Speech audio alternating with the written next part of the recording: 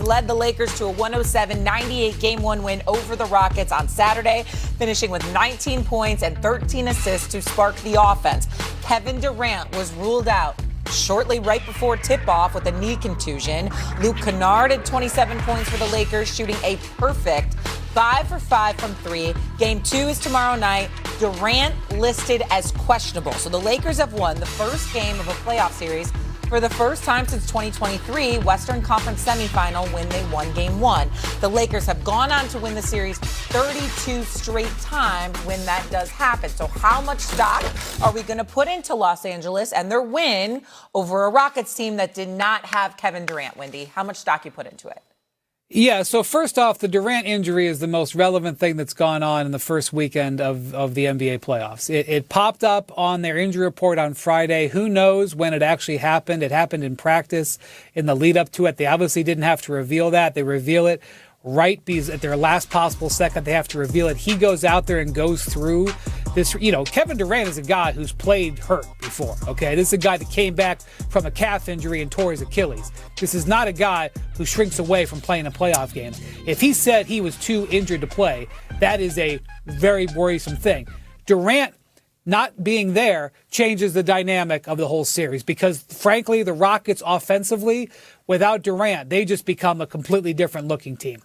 And that opens the door to the Lakers. And so this development is the biggest thing we got going on. One of the most important things that will happen tomorrow here in LA is what Kevin Durant feels when he comes out and warms up pregame, because that is absolutely a game changer. Having said that, this game, Stephen A., was wild. And I'm not talking about the nature of the back and forth, because LeBron James has been winning games like this since he was in high school, playing against teams that are camping down on him and distributing the ball out to shooters. This just happened to be the latest. Luke Kennard. There's literally a line. I could go back to the year 2000 and list you names of shooters that he has won games with by setting them up and taking advantage of his gravity. What happened in this game was so unusual. How about that the Rockets took 27 more shots in a game they lost? That is just unheard of in a playoff setting. How about the offensive rebounds? 21-3. 21-3, and you lose that game? That's incredible. How about the Lakers only take 19 threes? They go 10 of 19. That's awesome, but only 19. I mean, Luke Kennard, my first note, that was an awesome performance. Luke, shoot more. My gosh, if you're going to shoot like this, shoot more. The Lakers need more. All of the indicators of this game said that this should have been a Rockets win, and the Lakers were able to pull it out. And now they're pulling it out with uncertainty over whether or not we're going to be able to see Kevin Durant, if we're going to see what percentage he's at.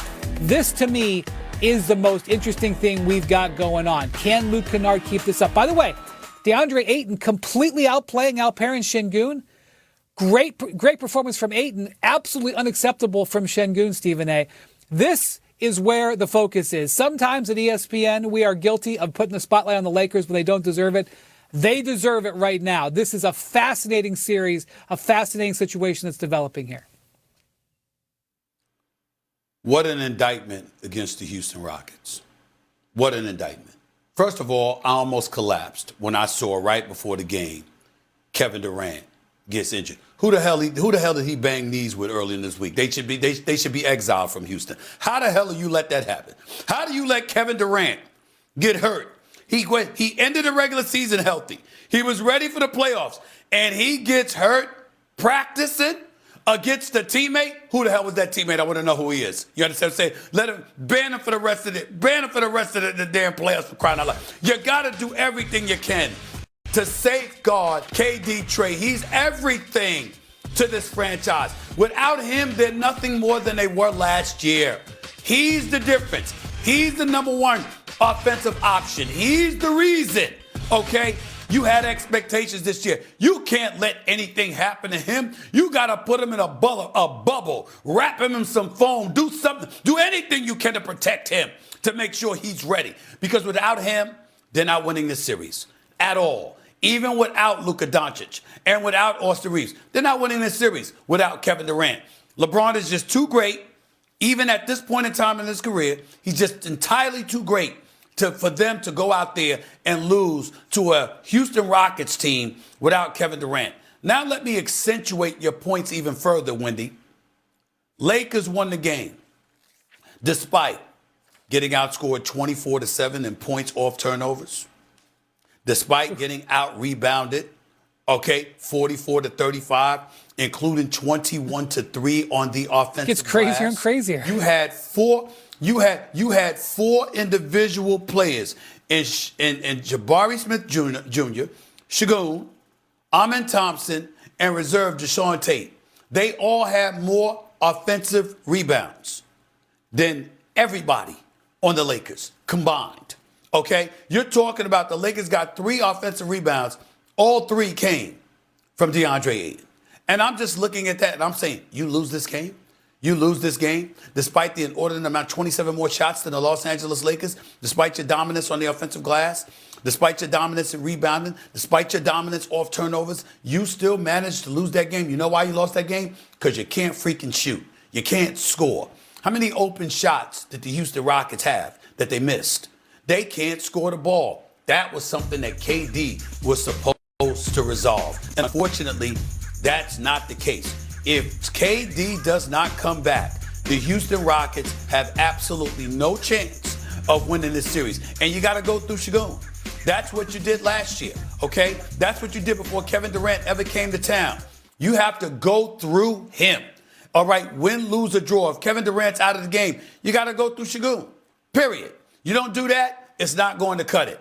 And the rest of these dudes, they just need to spend their off seasons learning how to shoot, understanding that putting the ball in the hole is a pivotal part of playing the game of basketball. And they got to learn how to do it by some other means than just dunking the damn basketball. That's what the Houston Rockets got to learn to do. Yeah, look, can Luke Kennard and DeAndre Ayton keep up this kind of effort for the Lakers? That's what remains to be seen. Obviously, the Houston Rockets. Leave Luke Kennard open, he can. He can shoot. You leave him open, but he can do that. Where was this kind of shooting all season? Like, this was unbelievable. And obviously, he was like dribbling. He was doing off the dribble. He was having one of the best games of his career. Crazy. LeBron goes to a different level in the postseason, so the Rockets better hope that Kevin Durant can come back. Again, he is listed as questionable for Game 2. We'll keep you posted on that. Coming up here on First Take, with Shefty reporting that A.J. Brown is likely on his way to New England. Would the Pats be the scariest team in the AFC? Dan is back. He'll tell you what he thinks about that. Plus, after a huge Game 1 over the Hawks, are the Knicks looking for a true?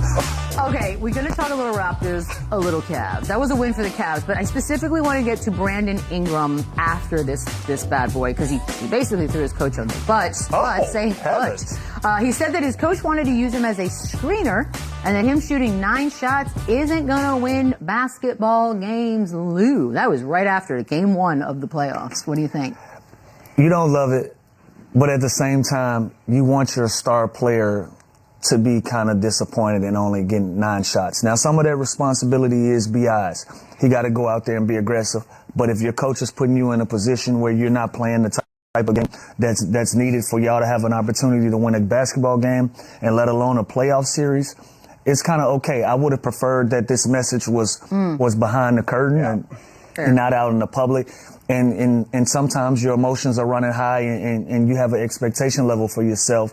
But I like the mindset. We're not going to win basketball games with me shooting 9 shots, and he's right.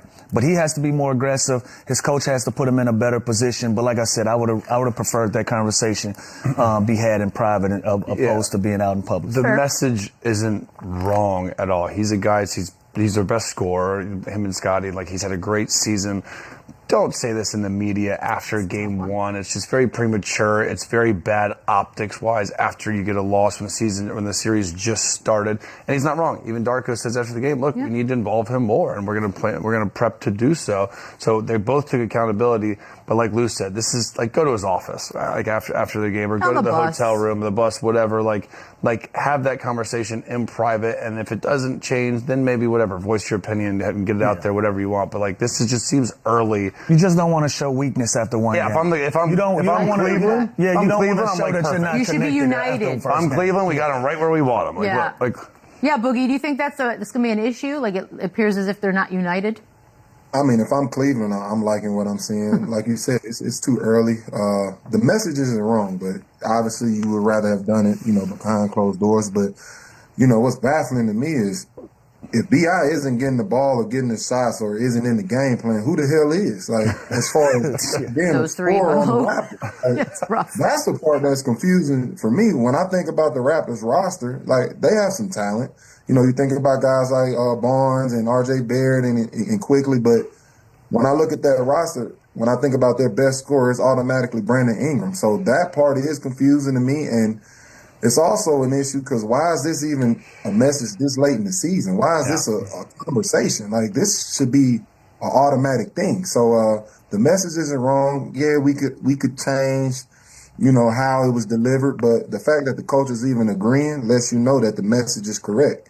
So I'm more confused on who the hell is getting the shots. Barrett took 13, Barnes took 14, and Jamal Shead took 11. So Jamal Shead took more shots than Brandon Ingram was probably a problem. Probably not going to happen in game 2. That's probably why they lost. I guess. Yeah. By the way, real quick, Donovan Mitchell passed LeBron James on the all-time scoring list in playoffs. Did everybody know that? That's like an interesting little stat. Fast? Yeah. That is right. That's Points per game that's playoffs. crazy. I know. I thought so too. I thought it was congrats to him, but you got to turn that into hardware though. I would have argued you up and down about that stat. Damn it! I should have Special brought it out player, like man. that then. Donovan, special player. I like it. Most Wow. points per game. Okay, I think we blew their minds. Is this a sweep? Awesome. No. Really? Boogie, love you.